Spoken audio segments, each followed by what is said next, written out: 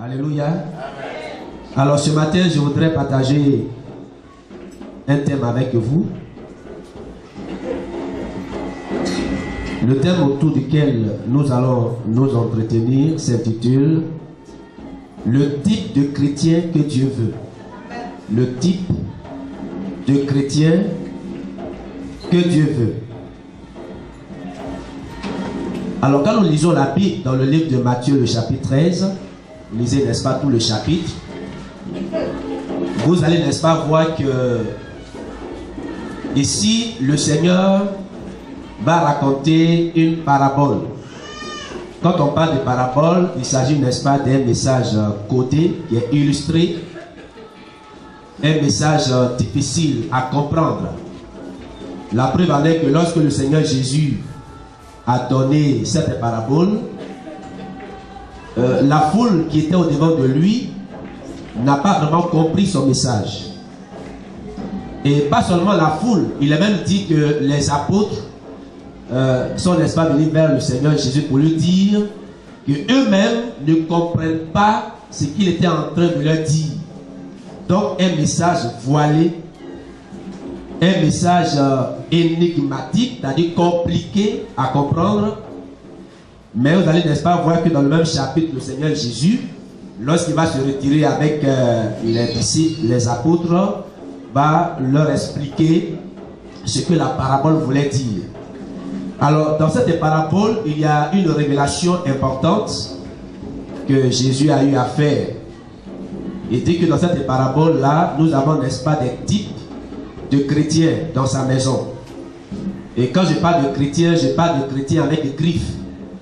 Parce qu'aujourd'hui, tous ceux qui vont à l'église, tous ceux qui adorent le Seigneur, tous ceux qui ont même la connaissance de la parole de Dieu, qui ont des titres au sein, n'est-ce pas, de l'église, tout le monde, nous nous appelons chrétiens. Vrai ou faux? Vrai ou faux? Qui est chrétien comme moi?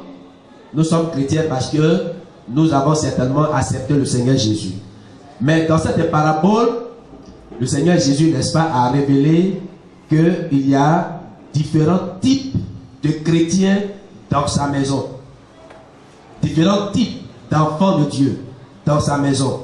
Il a révélé que la plupart de ceux qui le suivent sont, n'est-ce pas, divisés en 4 groupes. Donc, on ne suit pas le Seigneur pour la même motivation. Logiquement, on devait le suivre pour une seule motivation, mais malheureusement, et ce qui est constaté, c'est que ce qui motive tout le monde à venir à l'église est souvent différent des uns et des autres. Il y en a qui viennent à l'église parce qu'ils veulent avoir la protection.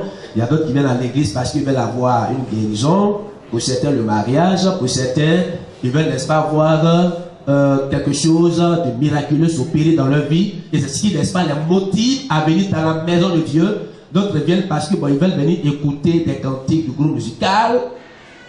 Comme le groupe musical la chante très bien. Comme peut-être le pasteur, il prêche très bien. Donc, c'est ce qui le motive à venir dans la maison du Seigneur. Alléluia. Alléluia. Donc, vous voyez que la maison de Dieu est composée de beaucoup de types de personnes. Ou alors de beaucoup de types de chrétiens. Alléluia. Et même quand vous lisez le texte de Matthieu, de Matthieu le chapitre 7, à partir du verset 21 à 22, Jésus dit, c'est pas ceux qui me disent Seigneur, Seigneur, qui vont tous entrer au ciel. Lorsque nous disons Seigneur, Seigneur, quelqu'un qui dit Seigneur, Seigneur, c'est-à-dire qui prie dans la maison du Seigneur, c'est un chrétien, c'est un enfant du Seigneur, c'est un enfant de Dieu. Mais d'où vient que le Seigneur dit que ce n'est pas tous ceux qui lui disent Seigneur, Seigneur, qui vont entrer au ciel. Alléluia. Et donc pour dire que tous, nous ne nous ressemblons pas et tous, nous n'avons pas la même motivation. Alors que le désir ardent de Dieu est que nous soyons ce que lui, il veut que nous soyons. Son souhait est que nous soyons le modèle qu'il veut. Et pas le modèle que nous voulons. Dis Amen en plus fort. Amen. Alléluia. C'est-à-dire que le chrétien ne doit pas, n'est-ce pas, se donner un type de chrétien. Il ne doit pas pouvoir se donner un type de chrétien, mais il doit être le type type de chrétien que Dieu veut. Amen. Le constat qui est fait, comme je le disais, n'est-ce pas, d'entrée, c'est que la préoccupation des chrétiens aujourd'hui, c'est de voir les bénédictions de l'Éternel se manifester dans leur vie. Vrai ou faux? Vrai ou faux? Qui veut voir une bénédiction, une promotion, une élévation, une guérison, un miracle? Ça, c'est tout le monde. Si tu ne lèves pas ta main, c'est que vraiment tu ne dis pas la vérité. C'est ce qui fait courir les gens à l'église. C'est ce qui motive les gens à aller à l'église. On veut voir un miracle. On veut voir quelque chose, en tout cas, nous combler. On veut recevoir quelque chose de la part de Dieu. On veut bénéficier d'une bénédiction qui émane du Seigneur. On veut profiter de ses promesses. On veut voir Dieu combler les vides qui sont en nous. C'est ce qui fait courir aujourd'hui la plupart des gens dans l'église. Quand on dit qu'il y a un prophète qui arrive, quand les gens vont là-bas, c'est parce qu'ils veulent voir, ils veulent profiter de quelque chose de la part de Dieu. C'est normal, c'est logique. C'est pas mauvais. Mais est-ce seulement pour ça que nous devons aller dans la présence de Dieu? Est-ce seulement à cause des miracles, à cause d'une bénédiction quelconque, qu'on doit, n'est-ce pas, suivre le Seigneur? Vous voyez dans la Bible, hein, le Seigneur Jésus, partout il passait, il faisait du bien aux gens. Il y avait la foule, les gens le suivaient partout. Et un jour lui-même, il était fatigué. Et il allait se reposer quelque part sur une montagne, dans un endroit isolé. Et les gens le cherchaient. Les gens voulaient le voir. Alléluia. Et ils ont tout fait, ils l'ont retrouvé. Et lorsqu'ils sont arrivés auprès de lui, ils ont dit à Jésus, mais Seigneur, il y a quoi? On ne te voit pas? On te cherche partout. On veut te voir. Gloire au Seigneur. Et comme le Seigneur, en tant que Dieu, connaissait leur motivation, il leur a dit, je sais pourquoi vous me cherchez. Alléluia. Alléluia. Il dit, je sais pourquoi vous me cherchez. C'est parce que la fois passée, je vous ai distribué du pain et du poisson. Donc, en un mot, vous me cherchez à cause de vos propres intérêts. Vous voulez profiter de moi. C'est pourquoi vous me cherchez. Alléluia. Gloire au Seigneur. Ce que je dis, c'est une réalité. Ce n'est pas mauvais de profiter de ses faveurs. Ce n'est pas mauvais pour profiter de ses bénédictions. Mais est-ce seulement pour ça que nous devons, n'est-ce pas, venir dans sa présence? Est-ce seulement pour ça que nous devons, n'est-ce pas, l'adorer, le prier, l'élever et lui dire que nous l'aimons? Vous voyez, ce qui est dangereux dans la relation que nous avons. Je prends un exemple. Aucune femme ne va vouloir qu'on la marie pour un intérêt personnel. Les femmes pourraient accepter ça? Vous pouvez accepter ça? C'est-à-dire que je t'aime parce que bon, tu as une peau très claire. Comme tu es trop clair, voilà. Et quand demain tu deviens noir, qu'est-ce qui va se passer? Hein? Je tourne ailleurs. Gloire au Seigneur. Ou bien bon, je l'ai mariée parce que elle n'est pas bien taillée et tout ça. Et quand demain, parce que la beauté n'est pas éternelle, hein, la beauté ça fait après. Et quand la beauté va disparaître, qu'est-ce que tu feras? Tu vas chercher.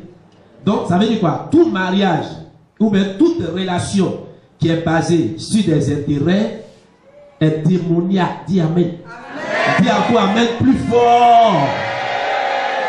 Oui, c'est démoniaque. Tu aimes ton mari parce qu'il a un bon travail. C'est démoniaque. C'est démoniaque. Oui, parce qu'il a un bon salaire. C'est à cause de ça. C'est à cause de ça quand tu vas dire chérie, c'est à cause de ça. Hein.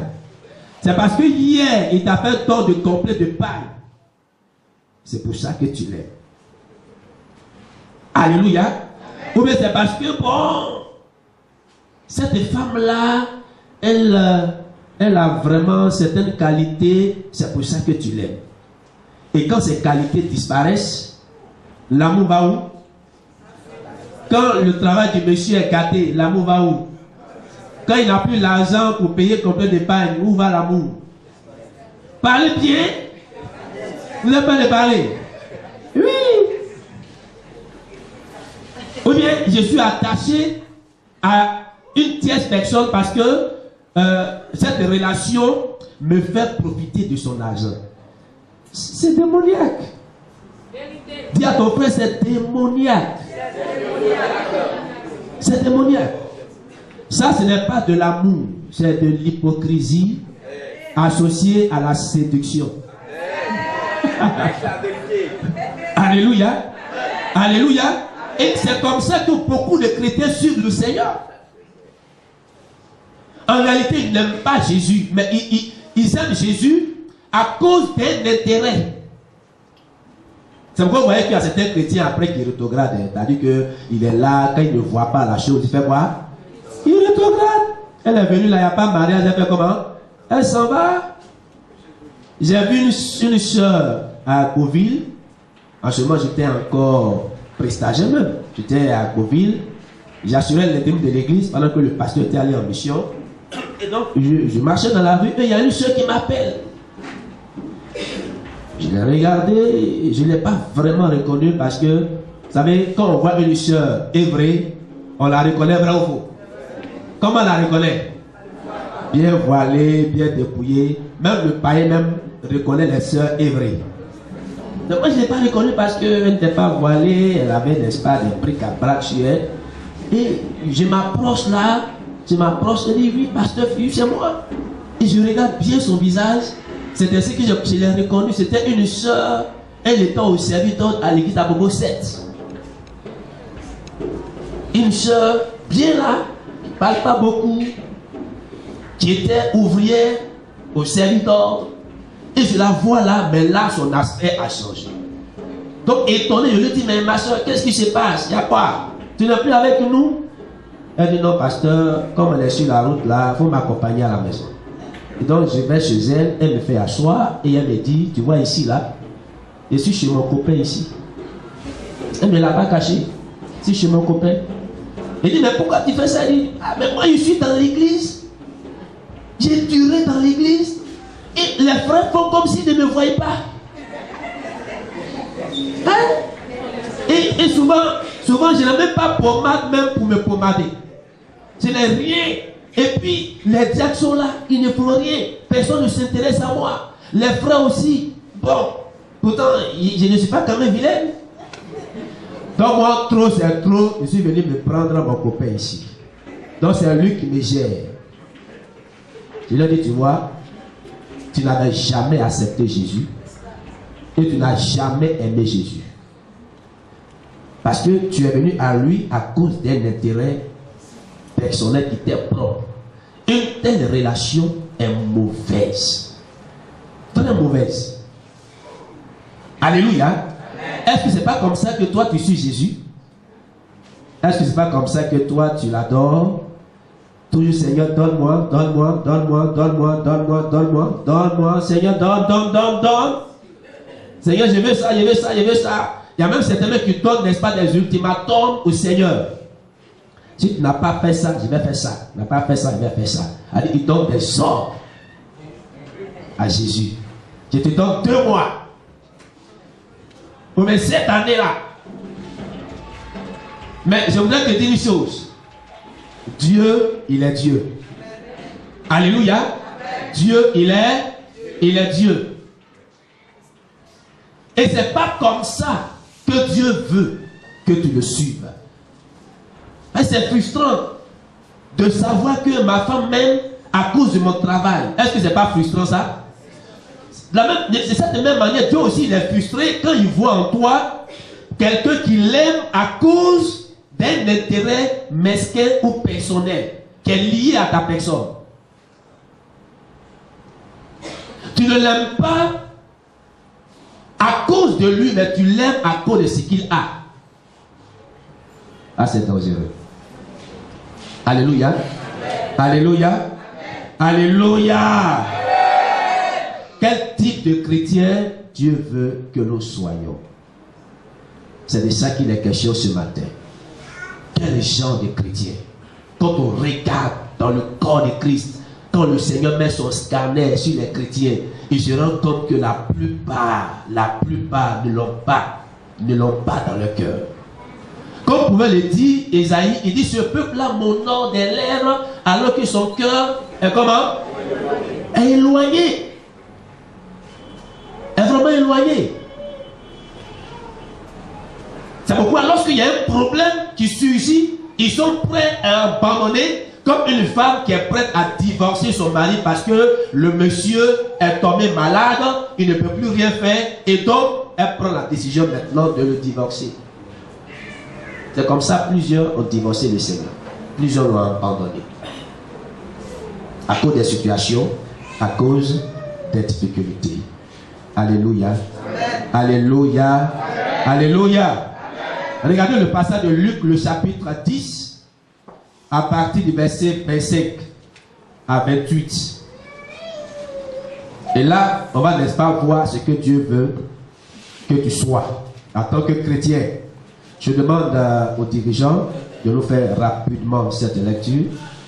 Luc 10, à partir du verset 25. Un docteur de la loi se leva et dit à Jésus pour l'éprouver: Maître, que dois-je faire pour hériter la vie éternelle? Jésus lui dit: Qu'est-il écrit dans la loi? Qui lis-tu? Il lui répondit: Tu aimeras le Seigneur ton Dieu de tout ton cœur, de toute ton âme, de toute ta force et de toute ta pensée, et ton prochain comme toi-même. Alléluia. Amen. Alléluia. Amen. Donc vous voyez, le docteur de la loi, c'était un homme sensé, un homme qui avait la connaissance de la Torah. Un docteur, c'est quelqu'un qui enseigne la loi, connaît très bien la loi. C'était pas un ignorant. Mais la Bible nous dit que ce docteur-là a posé au Seigneur Jésus une question, mais une question très très importante. À côté des autres questions, il pouvait dire: mais Seigneur Jésus, alors qu'est-ce que je dois faire pour devenir riche? Qu'est-ce que je dois faire pour, n'est-ce pas, avoir un travail? Il a laissé toutes ces questions parce que ça, c'est pas important. Dis à ton frère, c'est pas important, c'est pas trop important. Et il lui dit une question importante, normalement que tous les chrétiens doivent pouvoir se poser: Seigneur Jésus, qu'est-ce que je dois faire pour entrer au ciel? Parce que c'est l'objectif. C'est l'objectif final. Jésus l'a dit: à quoi sert-il à un homme de gagner le monde s'il perdait son... Satan, il peut te donner des milliards. Ça, ce n'est rien, ça. Il y a des païens qui sont multimilliardaires. Bravo. Bravo. Ils sont multimilliardaires, ils ont tout, ils ont tout, ils ont tout. Satan lui-même a dit à Jésus: si tu te prosternes et m'adores, je vais te donner tous les biens de la terre. Il n'a pas pris ça à Jésus. Donc il peut lui donner. Donc ça, c'est pas trop important. Ce qui est important, c'est ce que le docteur de la loi a posé comme question à Jésus. Qu'est-ce que je dois faire pour entrer au ciel? Et si je viens dans l'église que je ne suis pas entré au ciel, c'est que ma présence dans la maison de Dieu a été totalement vaine. Grand responsable, mais il est allé en enfer. C'est pas vrai ça? C'est pas vrai ça? Tu as passé tout ton temps dans la maison de Dieu à écouter la parole du Seigneur. Et puis arrivé au ciel, le Seigneur te dit: je ne t'ai jamais connu. C'est la finalité. C'est l'objectif que nous voulons, n'est-ce pas, atteindre. Comme le dit Jean dans le verset 16, car Dieu a tant aimé le monde qu'il a donné son Fils, afin que, comme était la phrase, oui, oui.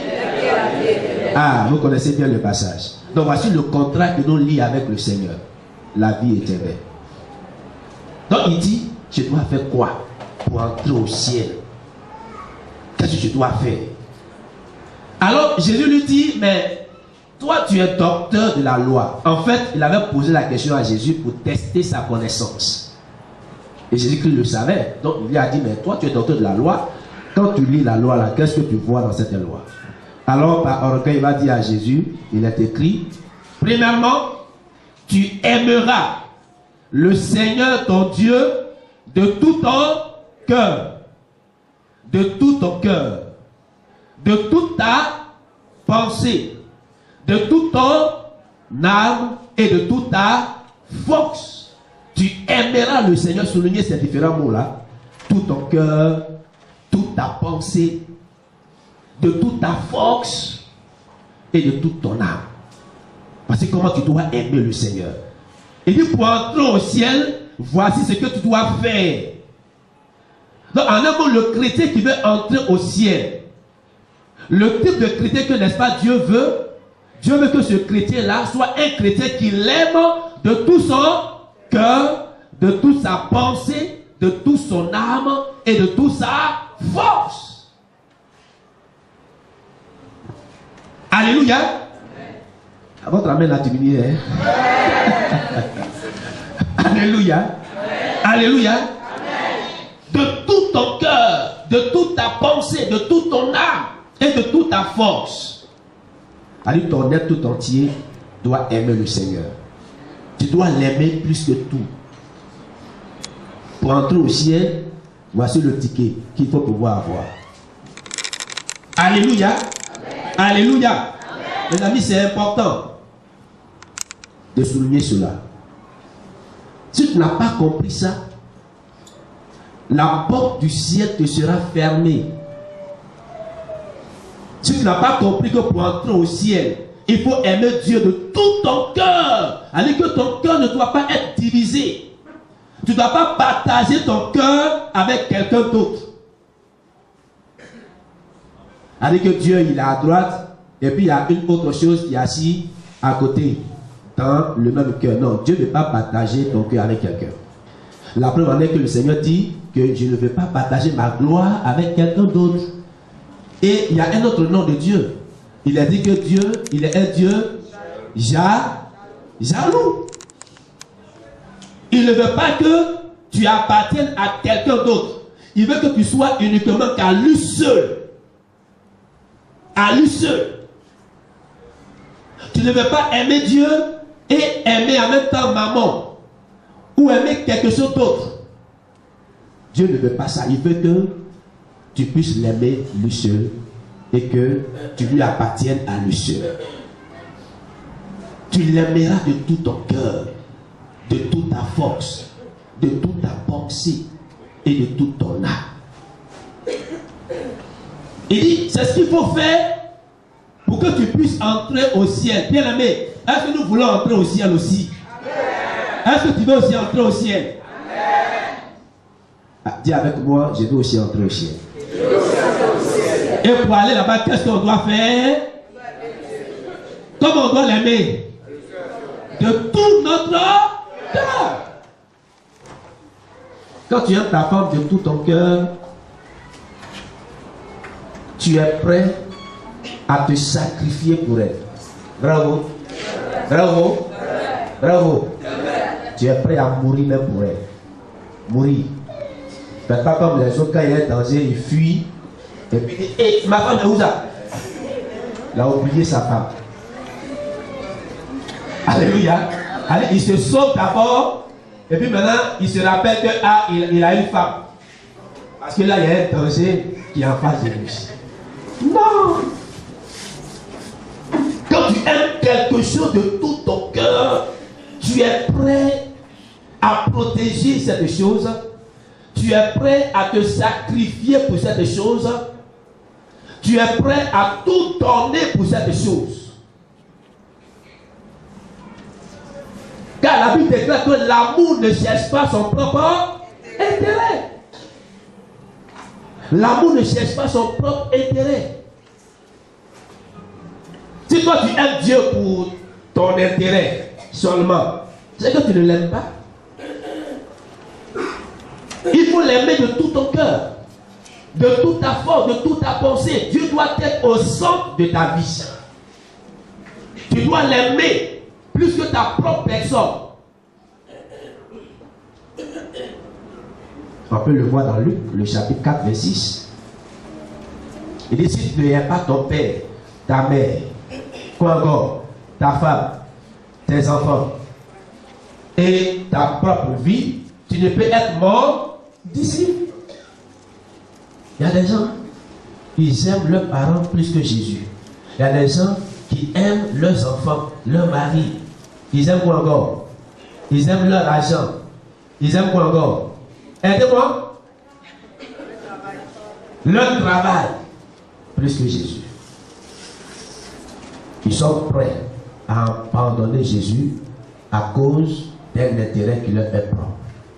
Et Christ dit que si tu aimes ces choses, même si tu aimes ta femme plus que lui, là, tu ne peux jamais être son disciple. Tu dois l'aimer plus que tout. Dis avec moi, j'aime Dieu plus que tout. J'aime Dieu plus que tout. On n'a pas bien dit, il faut dire encore plus fort. J'aime Dieu plus que tout. Est-ce que c'est vrai ça? Amen. Est-ce que c'est vrai ça? Amen. Est-ce que tu l'aimes plus que ton portable?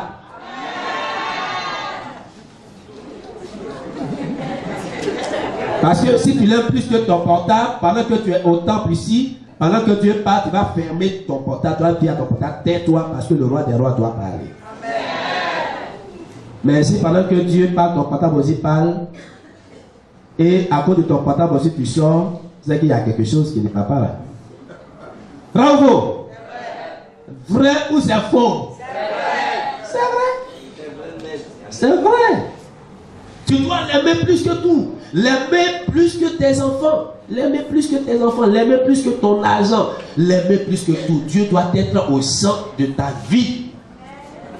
Dieu d'abord et les autres après. Alléluia. Et c'est ce que la Bible nous dit dans le livre de Matthieu, le chapitre 6, 33. Cherchez d'abord le royaume et la justice. Cherchez d'abord le royaume et la justice. Et les autres choses vous seront données par-dessus tout. Dieu d'abord. Il faut l'aimer. Sois prêt pour lui. Sois disposé pour lui. Sois disponible pour le Seigneur. Dis Amen. Amen. Dis seulement Amen. Amen. Oui, sois disponible pour le Seigneur. Sois disposé pour lui. Il ne faut pas seulement chercher à profiter de lui. Seigneur, donne-moi. Seigneur, donne-moi. Seigneur, j'ai besoin de ça. Seigneur, j'ai besoin de santé. J'ai besoin de guérison, de délivrance. Seigneur, je veux voir un miracle. Seigneur, tu attends quoi? Tu attends quoi pour agir? Il dit, mon fils, ce n'est pas seulement ça qui doit te préoccuper, mais est-ce que tu es disposé pour moi? Est-ce que tu es disponible pour moi? Est-ce que tu es prêt pour moi?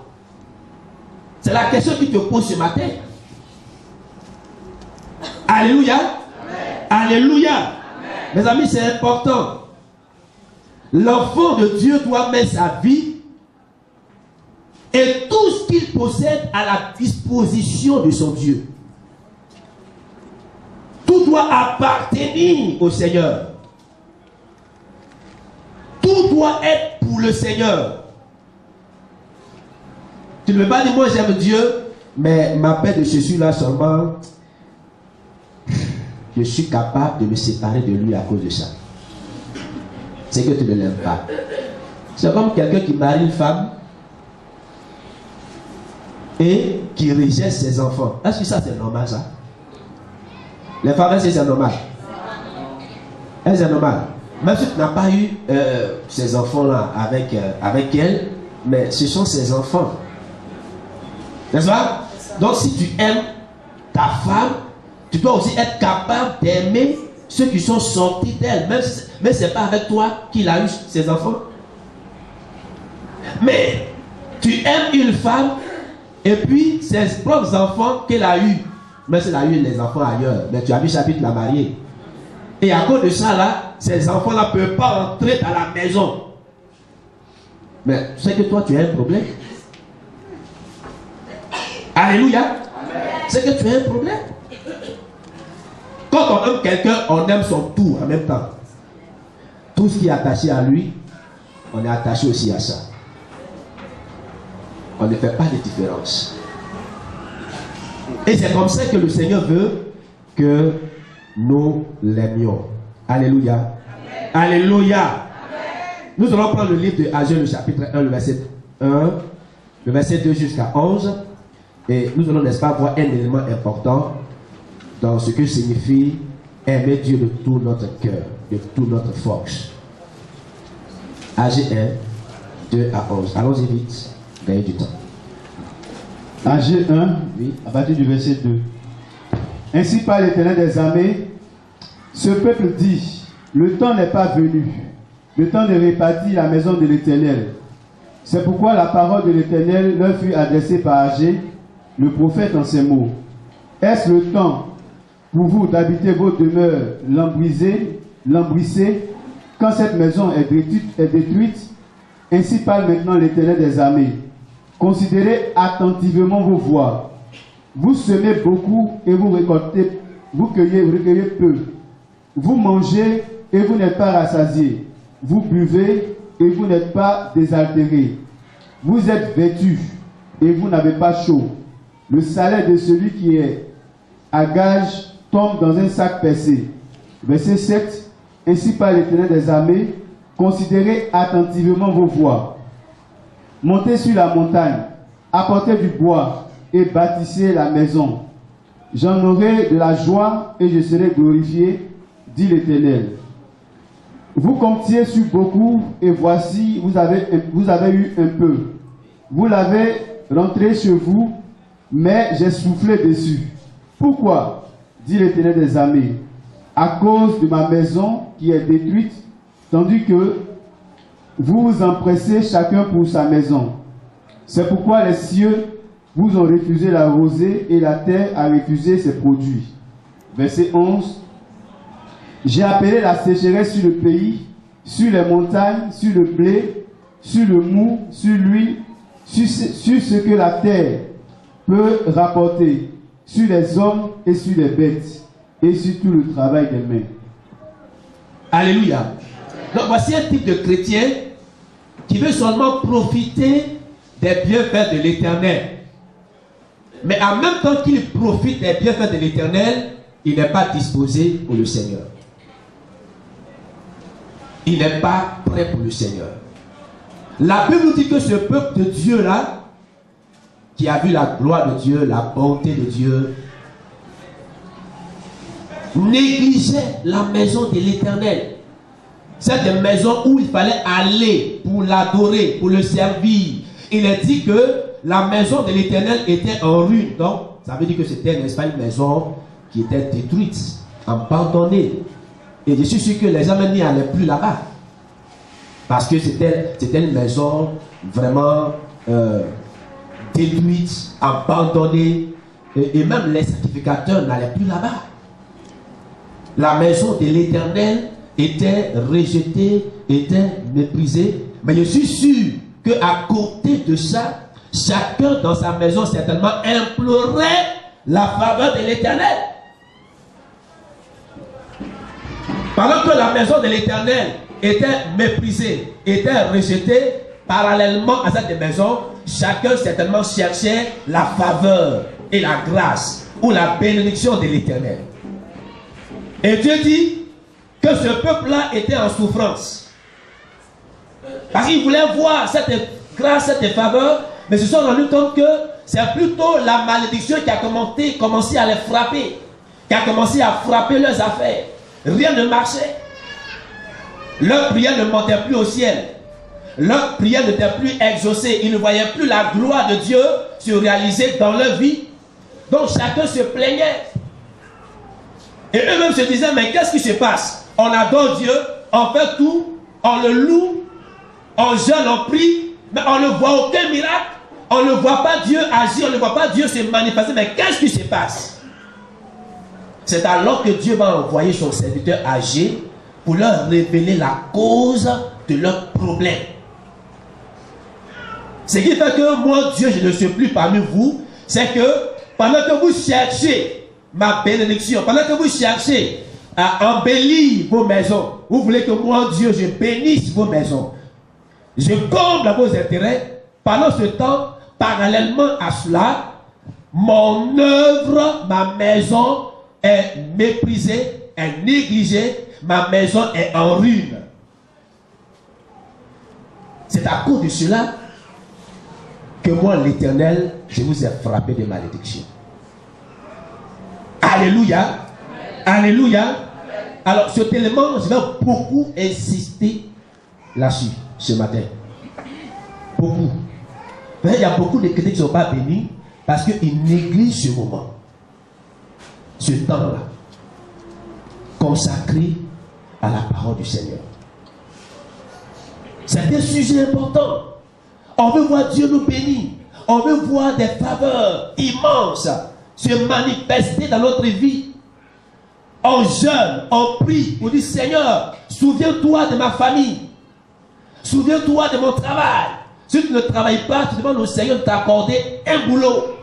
Tu veux le voir agir dans ta vie et dans la vie de ta famille. Mais entre-temps, qu'est-ce que toi tu fais pour lui? Qu'est-ce que tu fais? Est-ce que tu es disposé pour son œuvre? Vous voyez, quand quelqu'un est béni à l'extrême,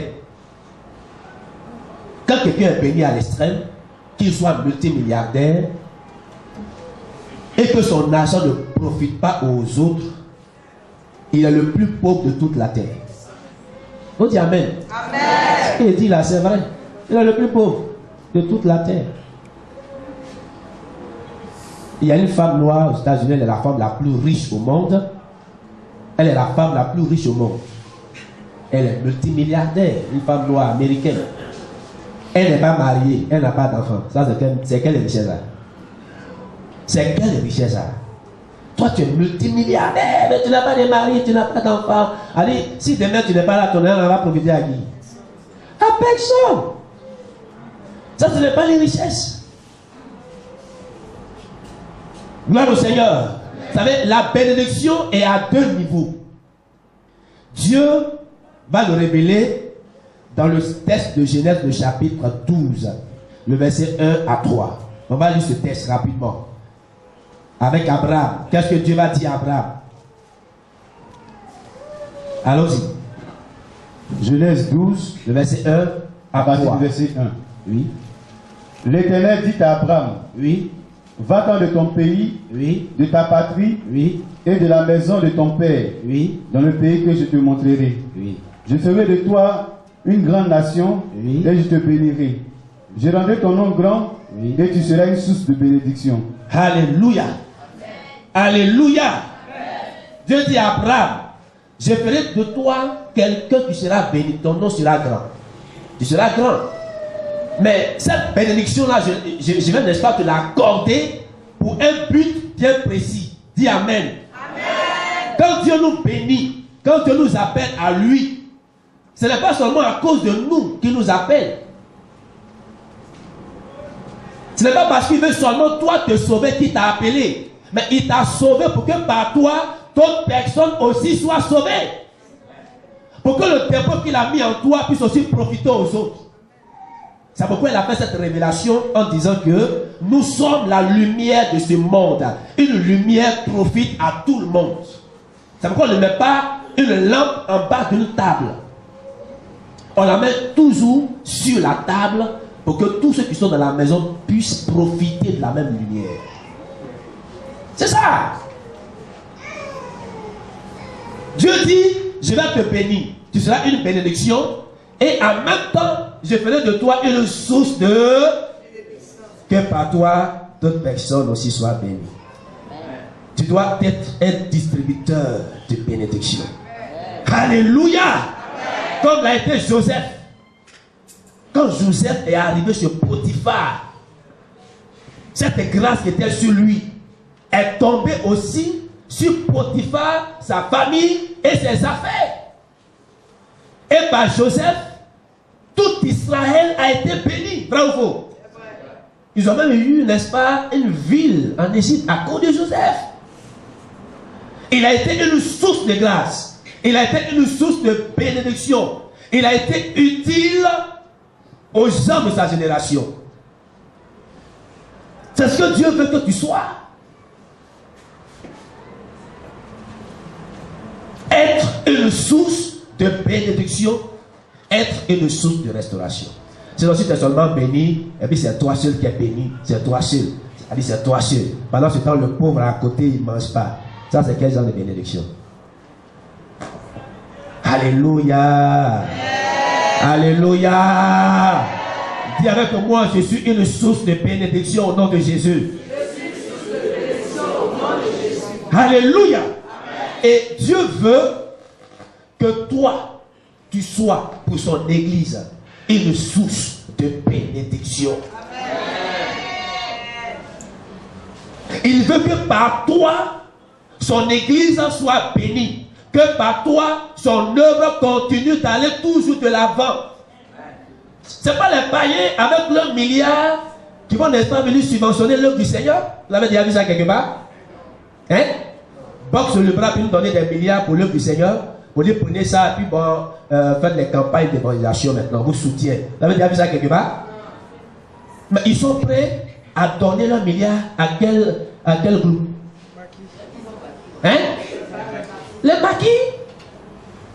Il a regardé une vidéo, hier soir. J'ai vu Samuel Eto'o. Il était dans une boîte de nuit, il dansait. Et quand il a fini de danser, il a pris des liasses d'argent. Il a commencé à faire quoi? Comment on appelle ça? À travailler. À travailler. Travaillement. Beaucoup d'argent. Il est multimilliardaire. Il a beaucoup d'argent. Donc ça m'a servi. Il a commencé à donner dans boîte de nuit. Alléluia. Pendant que l'homme de Dieu a besoin d'argent pour faire seulement une petite campagne d'évangélisation, il n'a pas l'argent. Mais lui, il prend son argent, il met ça dans la boîte de nuit. Travaillement. Alléluia. Alléluia. Bien-aimé, si Dieu t'a béni, c'est pour que par toi, son œuvre aussi soit bénie. Être une source de grâce et une source de bénédiction pour son œuvre. Et c'est ce que ce peuple-là n'avait pas compris. Ils sont dans des maisons vraiment qui brillent, et puis la maison de l'Éternel est en ruine. Ça, c'est quoi ça? Ça veut dire quoi ça? C'est comme j'étais dans une église, je venais d'arriver, et puis j'ai vu que j'avais deux défis à relever. La maison pastorale était vraiment bizarre. Quand vous entrez même là, vous demandez, mais ce sont même les pics, même vous êtes dans de bonnes maisons. Il n'y a même pas de structure. Ils ont fait ça même à la hâte, où les murs sont tordus, courbés, comme tout est bizarre. Et le temple aussi, même sur le temple aussi était bizarre. Papa même est arrivé là-bas, ils l'ont lavé. Voilà. Donc il y avait un défi. Je me suis dit, d'accord, c'est vrai que je suis dans une maison qui est déplorable, mais la première des choses à faire, c'est de faire en sorte que Dieu ait une bonne maison d'abord. Alléluia. Et j'ai commencé à bâtir le temple. Je me rappelle qu'un jour, il y a quelqu'un qui m'a dit, c'est un ancien, souvent les anciens ont de mauvais esprits. Ce n'est pas tous les anciens, mais quelques anciens. Je ne sais pas pourquoi c'est comme ça, mais... Il m'approche, me dit, mais pasteur, tu es le 5e pasteur d'ici. Et puis c'est toi qui veux construire, c'est toi qui es en train de construire le temple. Et puis celui qui va te remplacer, il sera à l'aise dans le temple, il va rien faire. Et les autres, ils n'ont rien fait, ils sont partis. Et puis toi, tu es tenté de tout arranger. Et puis quand tu vas partir, quelqu'un va venir profiter de ça. Il lui a dit, c'est comme ça que moi je suis. Alors quand je fais quelque chose, je ne le fais pas pour moi, je le fais pour les autres. Je le fais pour les autres. Mais s'il vient que tout est bien et qu'il est dans la joie, qui est d'abord béni? Qui est d'abord béni? Oui, l'égoïsme. Quand il m'a dit ça, il dit, mais mon ami, toi tu as un problème. C'est ça qu'on appelle la sorcellerie. Tu penses à toi, tu ne penses pas aux autres. C'est parce que vous pensez à vous que l'église est à ce stade-là. Et il y a une autre aussi qui vient me voir pour dire, mais pasteur, regarde, tu es en train de construire ton bien, regarde où tu dors. Elle dit, laisse ça. Il faut d'abord arranger chez toi, bien, faire la maison pastorale bien. Puis après, maintenant, tu fais le temps. Il a dit, jamais. Jamais, c'est pas possible. Elle dit, ça c'est possible là. Elle dit, moi je dors dans une maison qui est bien, et puis la maison où on vient adorer Dieu est bizarre. Est-ce que ça c'est normal? Est-ce que quelqu'un qui a le Saint-Esprit peut accepter ça? C'est pas possible. C'est pas possible. Dis à ton frère, c'est pas normal. C'est pas normal. Encore deuxième fois, c'est pas normal. C'est pas normal. Aimer Dieu, c'est aimer son œuvre. Dis amen. Amen. Aimer Dieu, c'est aimer son église, dit Amen. Aimer Dieu, c'est aimer son frère et sa soeur, dit Amen. Aimer Dieu, c'est aimer son œuvre plus que tout. C'est pourquoi quand tu murmures à cause de l'œuvre du Seigneur, je me demande, mais lui là, est-ce que vraiment il aime le Seigneur? Est-ce que vraiment il aime le Seigneur? À cause de l'œuvre du Seigneur, toi tu murmures, tu raisonnes. Tu as même créé un petit groupe dans l'église pour empêcher ceux qui sont bons là à vous ressembler. Oui, il y a des gens qui le font. Vous dites, mais mon frère, on est que toi, tu n'as pas de problème. Hein? Toi, tu n'as pas de problème. Et puis c'est toi qui envoies ça derrière la maison. Pastoral, on dit quand il y a un problème dans l'église, c'est toi là, pour te montrer là, c'est toi qui donnes. Et ils viennent nuitamment le voir pour dire, mon frère, tu n'as pas de problème chez toi à la maison. Nous que tu vois là, tu penses que c'est parce qu'on n'a pas l'argent. Hein? Ou bien tu es fou, ou bien tu réfléchis là. Il y a un ancien qui m'a dit ça. Il était dans une église. Quand il y a un problème, l'église a un problème, il réagit. L'église a un problème, il réagit. Et il y a un autre ancien qui l'a pas pour lui dire, mon ami, ça va pas non? Tu veux te montrer? Il lui a dit, mon frère, reste calme, je sais ce que je suis en train de faire. Parce qu'il y a des gens qui n'ont pas compris qu'avec Dieu là, on ne perd jamais. Amen. Il n'a pas dit amen fort. Hein? Amen. Il dit qu'avec Dieu là, on ne perd jamais. Même si tu n'as pas eu ici, aujourd'hui ici, tu vas l'avoir demain quelque part. Amen. Et je sais de quoi je parle. Il sait de quoi je parle. Allez, tous ceux qui vont t'appeler pour te dire, mon frère, tu es trop zélé, il faut te calmer, il faut te maîtriser là. Lui qui te dit ça là, c'est un sorcier. Il est comme ta bénédiction. Il est comme ton élévation. Il est jaloux de toi. Il est jaloux de toi. Et un gars comme ça, il ne faut même pas l'écouter. Toi, tu sais pourquoi tu le fais, parce que tu aimes le Seigneur. Tu ne le fais pas parce que tu veux te faire voir. Gloire au Seigneur. Amen.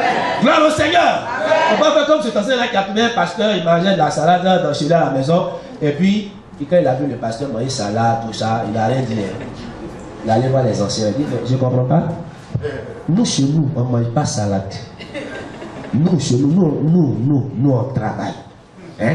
Nous sommes des laïcs. Travail. Mais on ne mange pas salade chaque jour. Le pasteur mange salade. Ça c'est quoi là? C'est pas normal. Parce qu'il y a des gens qui pensent qu'un pasteur, c'est un va-de-pied, c'est quelqu'un qui n'est pas là à l'école. Mais c'est quelqu'un qui est comme encore. Aidez-moi. Bon, qui doit être malheureux. Elle dit un vrai pasteur, il doit s'habiller en néon. Elle dit sa chaussure est, comment on appelle ça? Un troué. Et puis, finalement, ça le rend bancal. Elle dit, ça, c'est un vrai pasteur. Il est très humble. Ça, c'est l'humilité. Ça, c'est quelle humilité, ça, là? Ça, c'est quelle humilité, ça? Vous appelez ça humilité? Parce qu'on pense que le pasteur... Il y a tout le monde qui pense même que le pasteur ne travaille pas. Donc, ce que je suis en train de faire, là, c'est pas travail. Bon, ça, dimanche, tu vas venir faire ça à ma place. Je vais t'appeler ça, dimanche, tu vas prêcher. Et tu vas savoir si c'est travail ou si c'est pas travail. Ah! Mon frère, tu sais ce que fait un pasteur? Tu connais le travail d'un pasteur? Même les païens même reconnaissent, on ne peut pas payer un pasteur. C'est pas possible. Pendant que toi tu dormais là, moi il n'ai pas dormi.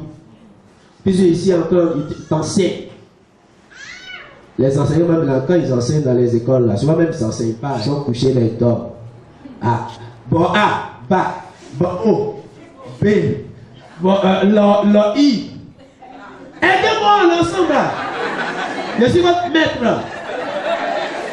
Hein? Go I. Go I.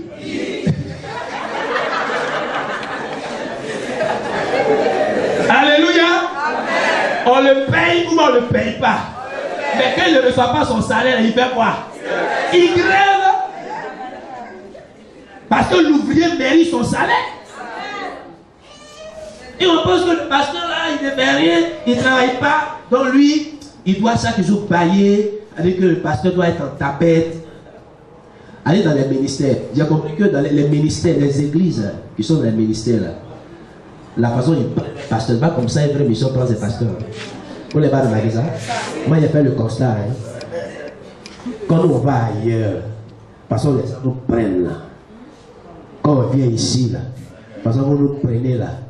La différence est. La différence est. Qui est? Différence. Bien aimé, toi tu aimes Dieu. Tu aimes Dieu. Aimer Dieu, c'est aimer son église. Aimer Dieu, c'est aimer son œuvre. Être une source de bénédiction pour son œuvre. Sinon, Dieu ne va pas te bénir. Il va te bénir et après. Et c'est pour seulement toi seulement. Et il va te bénir encore pourquoi? Alléluia. Est-ce que vous savez qu'on a un temple à 3 niveaux à partir ici? Regardez l'espace là. L'espace, ça doit être occupé. On doit partir un temple à 3 niveaux. Là, ça va quitter où là? Ça va quitter où? Ce sont les païens qui vont venir donner l'ailleurs. Ça va quitter où? Dans vos poches. Dis amen. Hein? Dis amen encore. C'est dans ta poche, ça va sortir. Dans ta poche. Et là, tu dis non. Il y a quoi? À cause de ça, je ne vais pas à l'église. Est-ce que tu aimes vraiment Dieu? Tu l'aimes à cause de quoi? À cause de l'argent, tu es prêt à le dire. Voxy. Est-ce que tu n'aimes pas le Seigneur? Alléluia. Aimer Dieu de tout son cœur. Regardez, dans les amens, voir un supporter de football se plaindre parce qu'un footballeur est multimilliardaire. Vous avez déjà vu ça quelque part? Hein? Hein? Et ton fils, multimilliardaire. Qui encore? Drogba, multimilliardaire. Qui encore? Messi. Messi. Ils sont hyper riches. Mais il n'y a pas un supporter. Et même tu se tues à cause d'eux là. Ils ne se plaignent pas. Alléluia. Pendant ce temps, il y a des chrétiens qui sont jaloux des pasteurs. Et c'est de quoi je parle? Ah!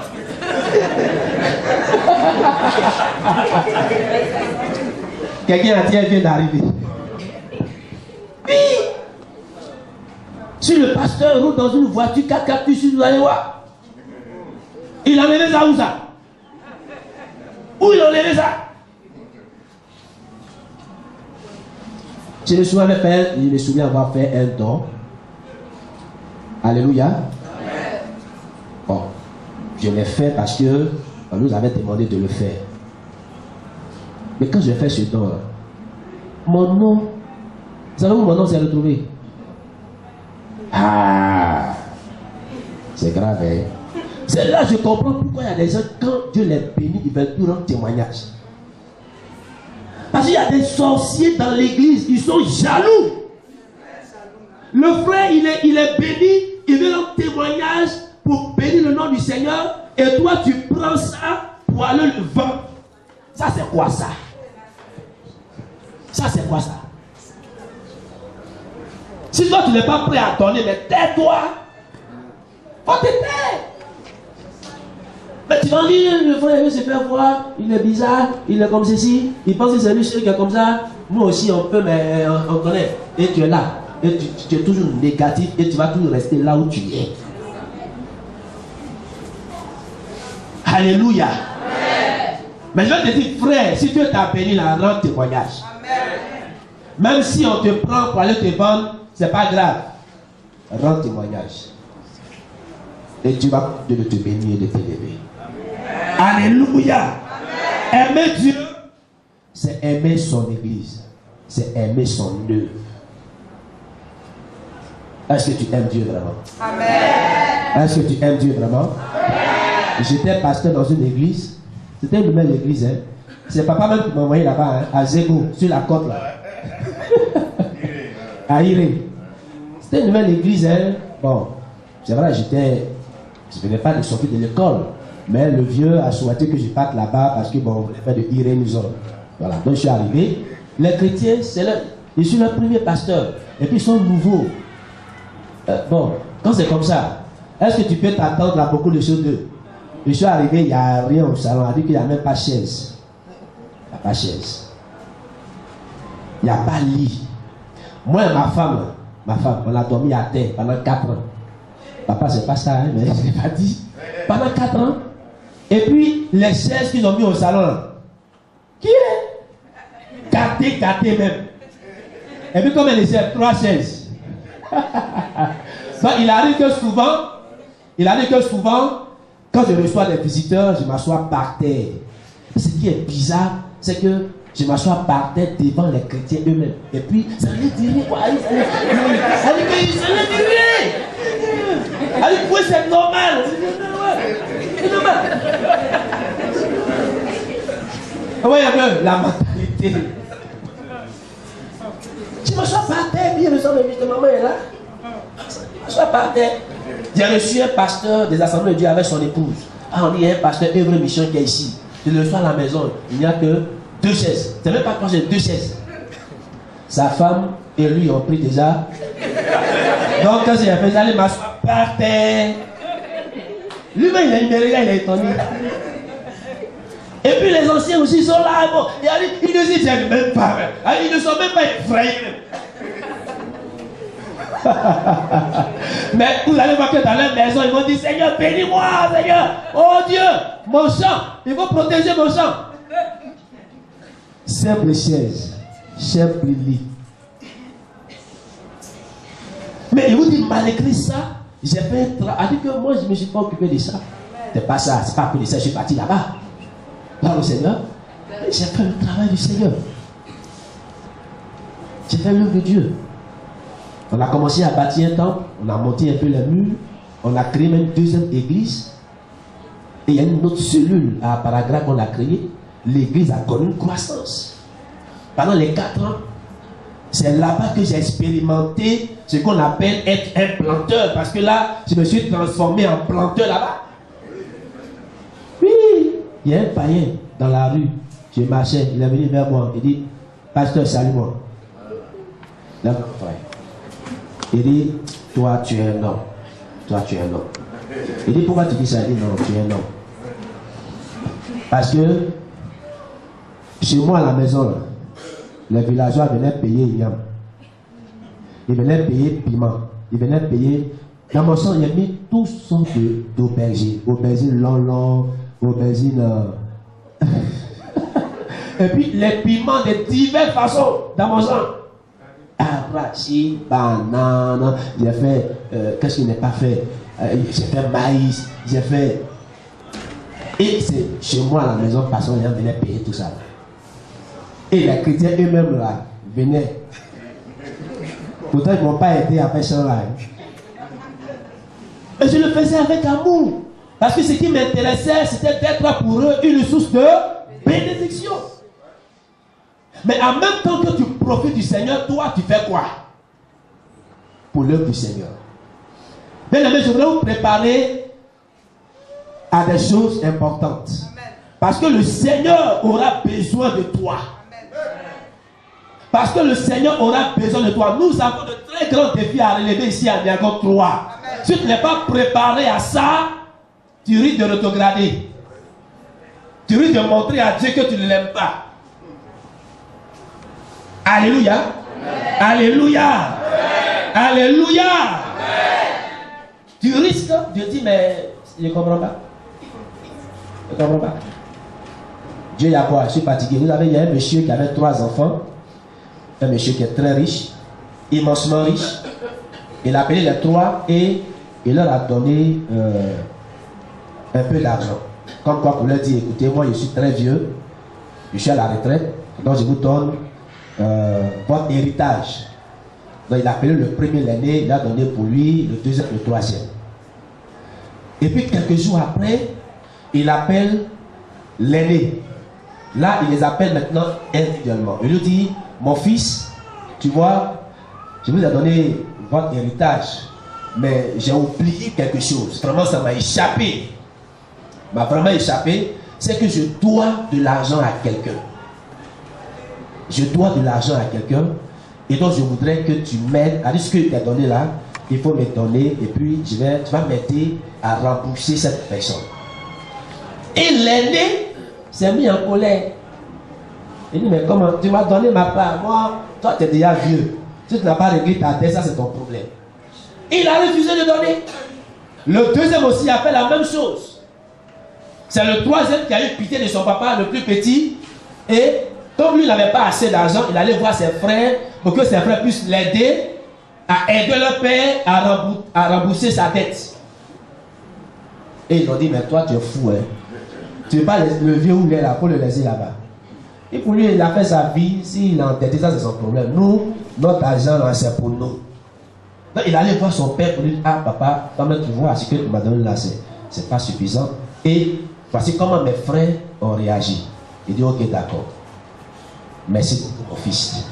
Et il a dit à son fils, tu vois, en réalité, personne ne me doit. Personne. Mais ce que je vous ai donné là, c'est le 1/1000 de ma richesse. C'est-à-dire que c'est comme une atome dans la mer par rapport à l'argent que j'ai. Et j'ai vu que c'est toi qui peux gérer tous mes biens. Toi qui peux gérer tous mes biens. Parce que toi, tu as été sensible à ma sollicitation. Donc il a pris ce fils-là et ils sont allés et il a mis son nom sur ces différents comptes dans le monde. Il a mis en contact avec les juges, les avocats, les notaires pour le protéger sur le plan judiciaire. Et quand il a fini de faire tout ça, il a appelé ses autres frères pour leur dire, vous voyez, en réalité je ne tenais rien. Vous me connaissez, est-ce que moi je peux avoir crédit? Il m'a dit que quelqu'un te doit dire non. En fait, je voulais vous tester pour voir si j'étais sensible à ma sollicitation. Et vous m'avez rejeté, c'est votre petit frère là qui était sensible. À partir d'aujourd'hui, c'est lui qui va gérer tous mes biens. Alléluia. Amen. Alléluia. Amen. Alléluia. Est-ce que toi tu veux gérer tous les biens du Seigneur? Est-ce que vous pensez que tu es pauvre? Allez, quand Dieu te dit, il faut donner pour ma maison, tu penses que c'est parce qu'il est pauvre? Non. Il n'est pas pauvre. Mais c'est parce qu'il veut te confier de grandes choses. Bien aimé, je voudrais te dire d'être une source de bénédiction pour la maison du Seigneur. Est-ce que tu es prêt à le faire? C'est le type de chrétien que Dieu veut. Dieu veut que tu sois non seulement élu, il veut te voir prospérer, il veut te voir être élevé, mais en même temps, il souhaiterait que cette bénédiction qu'il t'a donnée là profite à l'église. C'est pourquoi si on te dit paye ta dîme là, est-ce que là encore tu dois murmurer pour ça? Tu dois raisonner pour ça? À cause de dîme, on te poursuit. Il a dit dîme même là, il a dit quelqu'un qui paye sa dîme n'a rien fait d'extraordinaire. La dîme c'est naturel. La dîme, comme le dit le docteur Dion, la dîme c'est la malédiction. Il faut te débarrasser de cette malédiction. Quand tu gardes cette dîme là, quand ça t'arrive, hein, donc il faut te débarrasser. Ça, tu n'as rien fait d'extraordinaire. Ça c'est logique, c'est normal, c'est ce que la Bible recommande. Mais si dîme seulement, a dit sur 100 francs, toi tu dois donner combien? Hein? Toi tu ne peux pas donner 10 francs. C'est 100 francs là que tu vas donner. Hein?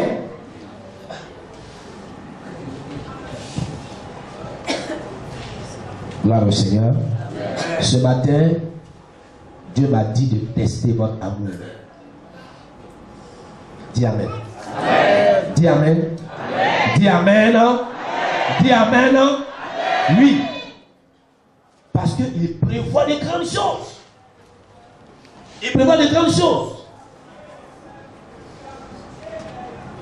C'est le secret de la bénédiction. Ouais, bientôt nous allons entrer en 2000 combien? Est-ce que tu veux voir la bénédiction en 2018? Amen. C'est maintenant que ça se prépare. C'est pas seulement jeûner, prier. Il y a des actes à poser. C'est pas don à l'éternel, on dit non, il y a don, non, c'est pas ça. Je me rappelle une fois, bon, il y a quelqu'un qui m'a fait grâce, hein, et puis j'ai pris tout l'argent, j'ai pris ma famille, et je leur ai dit, ça c'est, parce qu'il priait longtemps pour ça. Il dit, Seigneur, je veux vraiment faire une sémence dans la vie de notre papa à tous, le docteur Dion. Il faut qu'il prie pour moi. Et j'étais dans les villages et puis il priait pour ça. Quand l'occasion s'est présentée, quand c'est venu là, et ça, on ne mange pas. Il a pris ma famille et on allait voir le vieux. Et il dit, mon fils, il a dit, papa, bientôt on va entrer en 2017.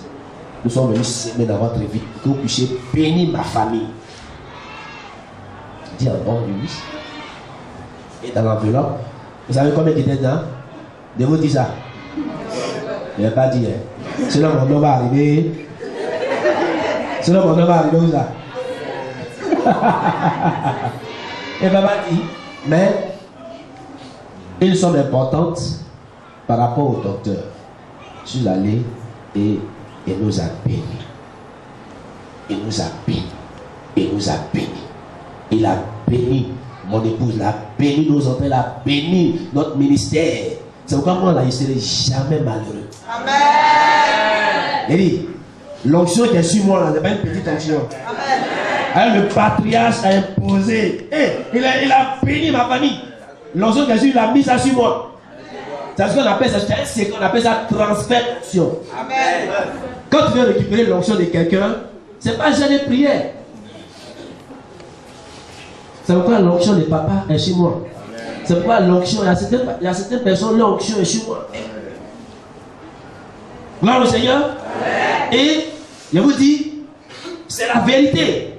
Ne dis pas non, je n'ai rien.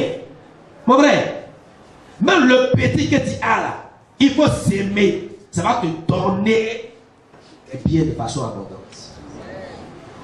Vous savez que moi, je n'aime pas dire aux chrétiens de donner l'argent. Vous me connaissez pour ça, non? Vous me connaissez pour ça? Ils sont venus sur la chaîne ici pour dire donner l'argent. Hein?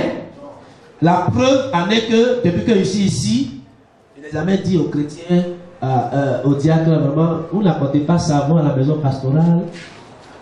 Alors, excusez-moi. Je sais que ça vous dérange un peu, mais je vais le faire même. Alléluia. Vous n'apportez pas savon, satérie même. Il y a quoi encore? Alors moi, j'ai fait des églises, hein. À des églises, là-bas même le pasteur, bon, il dépense presque rien, quoi. C'est-à-dire à la maison pastorale même, on peut apporter ça de riz. Vous êtes près de 400 chrétiens ici à Niago 3. Je dis bien 400 chrétiens. Mais depuis que je suis ici là, même pour rendre visite même, vous on dit, le pasteur est bien, il est bien. Oh, il est bien. Mais, il est notre pasteur, il est bien. Et puis ça dit bien.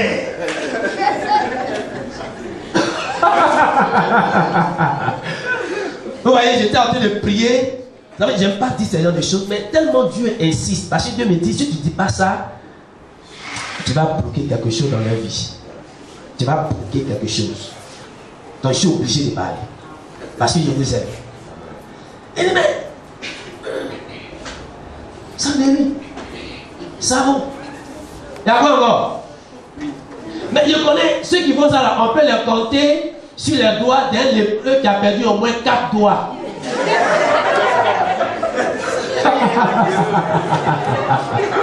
Quatre doigts au moins. Comment le pasteur mange? Comment le pasteur? Comment? Oh, le pasteur. Bon, le pasteur, il a son assistance, ça lui suffit. Alors qu'il y a des gens qui viennent à la maison, pasteur, vraiment, il n'est pas mangé, pasteur, comme ceci. Mais ce qui est bien dans tout ça, c'est que, vous voyez, depuis que je suis à la maison pastorale, on n'a jamais manqué de quoi que ce soit. Jamais. Jamais. Alléluia. Amen. Alléluia. Amen. Et je le dis parce que c'est vraiment important. C'est vraiment important. Et vous dites qu'il y a des pasteurs, quand ils me voient au siège, ils se disent que le pasteur Koudou, vraiment, il a tout. Et ça, de quoi je parle? Parce que moi, je dis quelqu'un, mon image, là, je soigne ça. C'est-à-dire quand je vais dans un endroit, par respect pour Dieu et par respect pour l'église, je ne m'habille pas n'importe comment. Alléluia. Donc on dit, mais le pasteur là, on savait que les gens me sollicitent, hein, pasteur, est-ce que tu veux pas? Pasteur, tu veux pas? Pasteur, tu veux pas? Il y a un collègue, bon, je n'ai pas son nom, mais il m'a appelé pour dire, pasteur, là où je suis en brousse là-bas, là, ça va pas. Ça va pas. Il dit, bon, ok, chaque mois, je te soutiens. Chaque mois, je te soutiens. Je prends un engagement. Et c'est ce que je fais. Pour le soutenir. Il en bouche. Moi, je n'ai jamais fait ça. Qui va me faire ça? Je suis en bouche là-bas. Qui va me soutenir ici? Mais lui, je le soutiens chaque mois. Quand on voit quelque chose, quand je me bénis un peu, je fais un transfert. Pour l'aider. Parce que je sais que je suis en train de faire là. Je vais rattraper ça. Avec Dieu, on ne perd jamais. Il faut retenir ça. Donc, mes amis, c'est le secret. C'est le secret de ta bénédiction. C'est le secret de ton succès. Alléluia. Surtout qu'on a maintenant mon papa avec nous ici. Bien aimé, l'onction doit être sur chacun de vous. Que vous soyez pleinement bénis. Aimez Dieu. Aimez son Dieu. Engagez-vous. Soyez libéral. N'ayez pas peur de donner. N'ayez pas peur de donner. Que votre main ne soit pas dure. Et puis n'attendez pas d'avoir beaucoup pour donner. Si c'est 100 francs que tu as eu, Dieu dit donne. Et puis il faut donner avec cœur joie. Il ne faut pas donner en murmurant, sinon tu vas perdre ta grâce. Je ne veux pas que l'église de Niamey soit une église composée de chrétiens pauvres. Je veux que vous soyez riches. Amen. Je veux qu'il y ait ici des multimilliardaires, des multimillionnaires. Amen. Et ça, c'est mon choix le plus ardent et il le fera. Amen. Mais il ne faut pas bloquer cette bénédiction. Amen. Alléluia. Amen. Alléluia. Amen. Si avec moi, je suis une source de bénédiction. Je suis une source de bénédiction. Alléluia. Alléluia. Bien aimé, je suis en train de te faire passer à une étape importante. Pour que tu puisses sortir de ce trou où le diable t'a mis. Le trou, le diable t'a mis là. Il faut que tu sortes de là. Parce qu'il veut te bénir. Parce qu'il veut que tu sois une bénédiction. Alléluia. Alléluia. Regardez, en conclusion.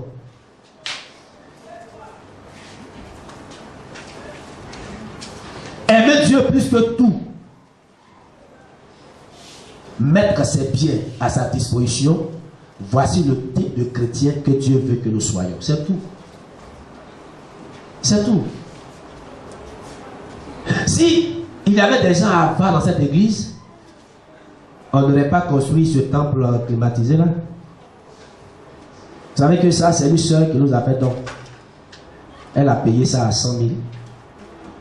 Si elle était avare, on n'aurait pas ça. Et je sais peut-être pas un peuple avare. Dis Amen plus fort. Amen. Dis Amen plus fort.